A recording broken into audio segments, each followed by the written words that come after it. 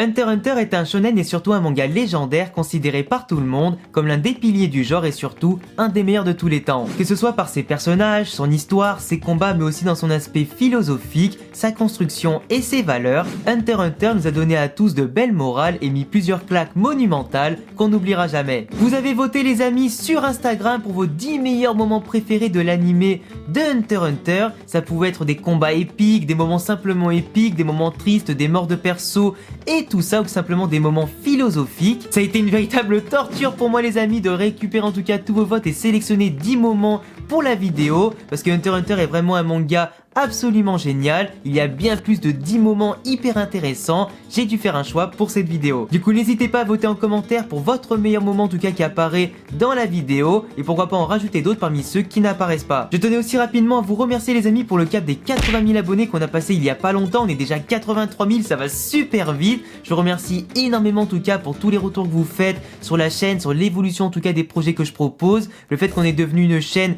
multi-manga où je parle d'à peu près tout et vous répondez toujours présent. Je lis à chaque fois tous vos commentaires et ça me fait vraiment super plaisir d'être soutenu comme ça. Du coup je vous laisse forcément rejoindre la grande famille des Nakama de la chaîne Alexan pour m'aider à atteindre l'objectif des 100 000 abonnés avant fin 2020. Ça va être compliqué mais pourquoi pas en 2021 car de grands projets à attendre sur la chaîne YouTube. En attendant on est parti les amis pour les 10 meilleurs moments de Hunter x Hunter.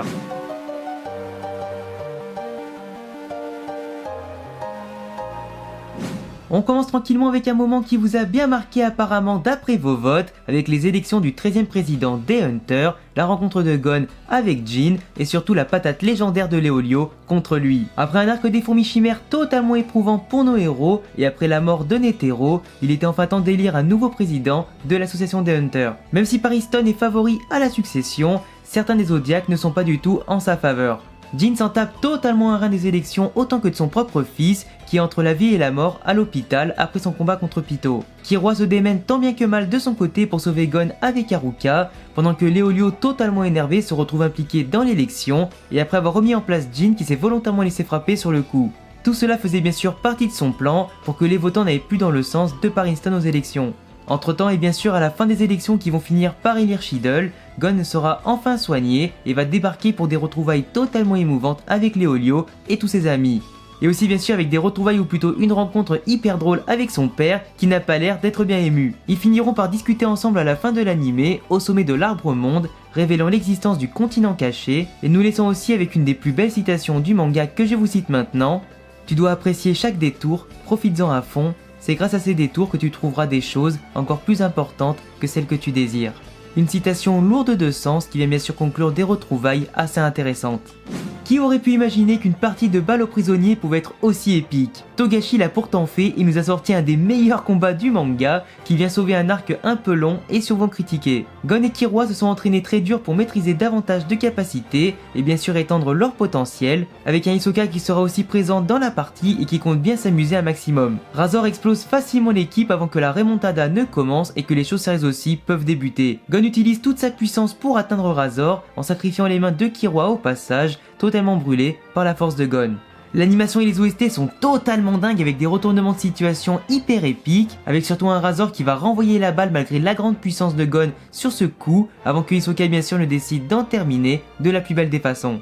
On continue avec un moment qui nous a tous marqués et choqués, la mort de Kaito. Ce personnage représente pour Gon une source d'inspiration, un mentor, une personne capable de lui transmettre autant du savoir et des infos sur son père, mais qui représente surtout un véritable ami. Un ami qui s'est sacrifié pour permettre à Gon de se sauver devant la puissance terrifiante de Neferupito, qui est beaucoup trop forte pour la plupart des personnages du manga. Elle les a trouvés après une erreur de Gon, montrant ainsi des capacités qui dépassent tout ce qu'on pouvait imaginer, dignes d'une garde royale.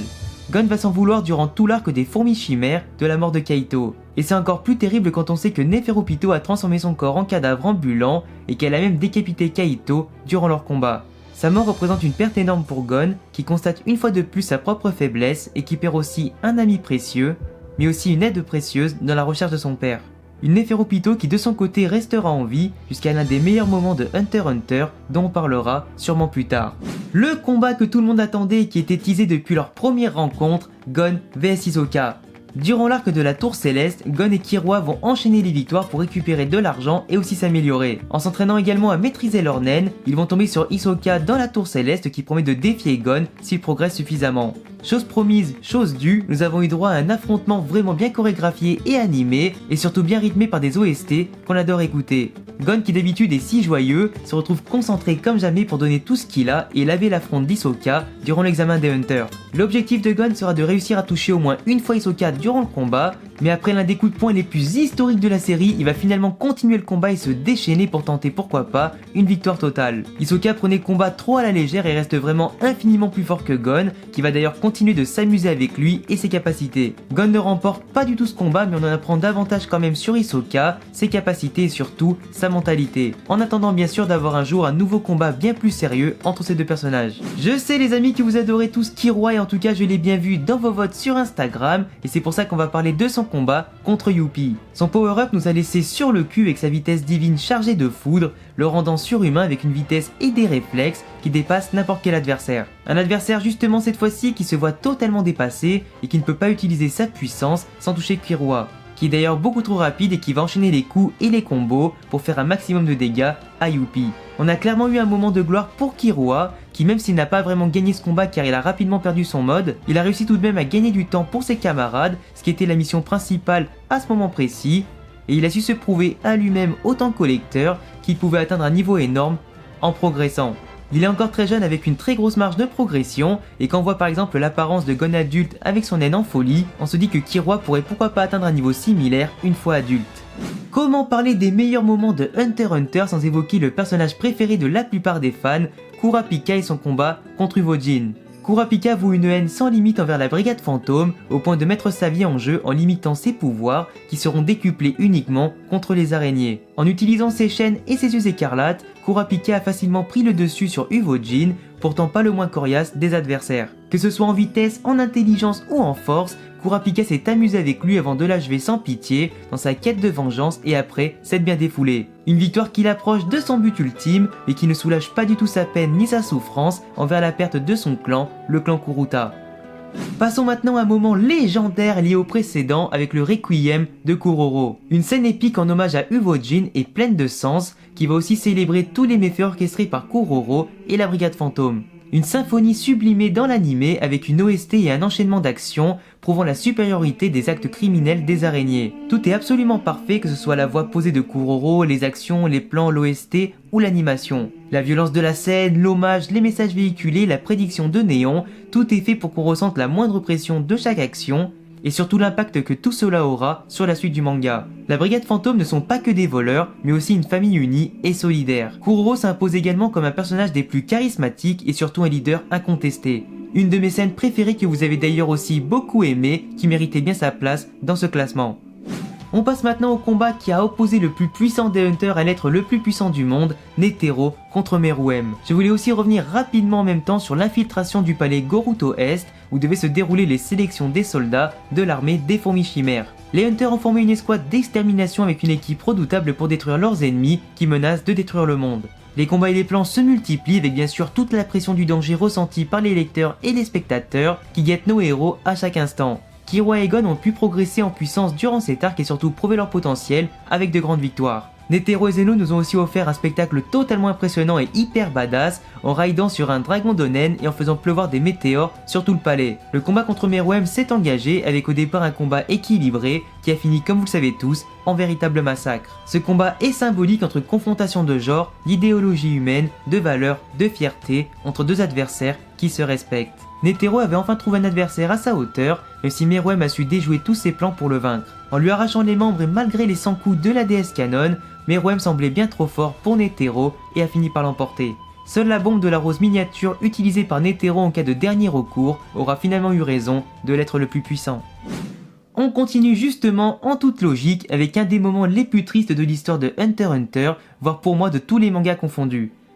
La mort de Meruem et de Komugi, deux êtres que tout oppose et tombés amoureux l'un de l'autre, après une magnifique rencontre et surtout une évolution hyper intéressante. C'est Meruem qui avait fait venir Komugi au palais pour la défier au Gungi et prouver une fois de plus à toute l'humanité qu'il était plus intelligent et plus fort qu'eux. Finalement, Komugi aura réussi à vaincre plusieurs fois Meruem sans même en tout cas le craindre au fur et à mesure, finissant par mieux la connaître et surtout elle a réussi à rester à ses côtés assez longtemps. Sa personnalité et sa façon d'être a fini par déteindre sur Meruem qui va finir par s'humaniser chaque jour davantage. Son évolution au cours de l'arc en a fait un des personnages incontournables et surtout les mieux écrits de l'histoire des mangas et surtout de Hunter x Hunter. Sa relation avec Komugi est arrivée à son terme après son combat contre Netero. En se sachant condamné, il ne souhaitait qu'une seule chose, la revoir, lui parler et passer avec elle ses derniers instants. Le poison aura aussi tué Komugi, qui partagera le destin de son bien-aimé en l'accompagnant jusqu'au dernier souffle. On termine la vidéo les amis avec un des moments les plus épiques qui m'ont en tout cas fait trembler quand j'ai regardé Hunter x Hunter et qui est aussi un des moments que vous avez préféré dans vos votes sur Instagram, le combat entre Gon et Neferupito. On a parlé de la mort de Kaito un peu plus tôt dans la vidéo comme un moment à part entière et ce moment précis dépasse aussi tout ce qu'on pouvait imaginer en étant fan de Hunter x Hunter. Durant l'arc des fourmis chimères, Gon a finalement réussi à retrouver Pito après énormément d'événements et de combats, préservant ses forces pour cet affrontement. Au-delà de vouloir détruire Meruem, sa cible principale c'est bien Pito. Son esprit tourmenté par la vengeance et le fait qu'il s'en veut pour la mort de Kaito va finir par se dégrader petit à petit. Le petit garçon si calme devient un être empli de colère et surtout un véritable tueur au sang-froid. Pito qui d'habitude est si confiante en elle, se met aussi à trembler devant Gon qu'elle avait sous-estimé.